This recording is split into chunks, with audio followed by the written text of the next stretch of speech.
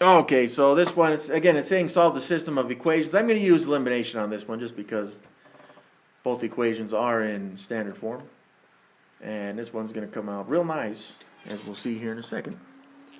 So, the first equation, the second equation, whether you choose to eliminate the x's or y's, we'll see that that's not going to matter here in a second.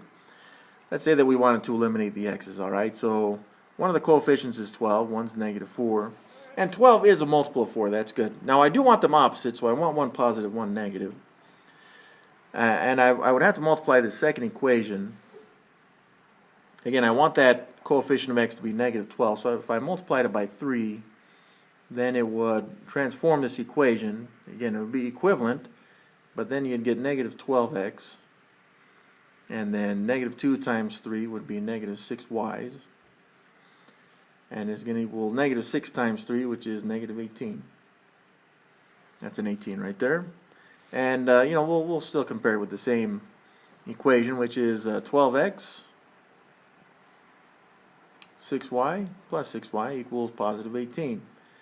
And like I said, we're not gonna we're not gonna need to worry about anything beyond this, because when we add all these columns together, the terms, you end up with 0 x's, but also it eliminates the y's, and that's where we got to look at the next part, which is negative 18 plus 18, which is also 0.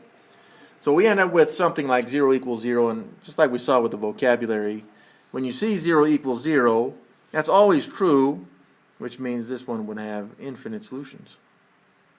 Now, again, just going back, if you ended up with something other than 0 equals 0, like maybe 5 equals 0, then you would know that it's no solutions,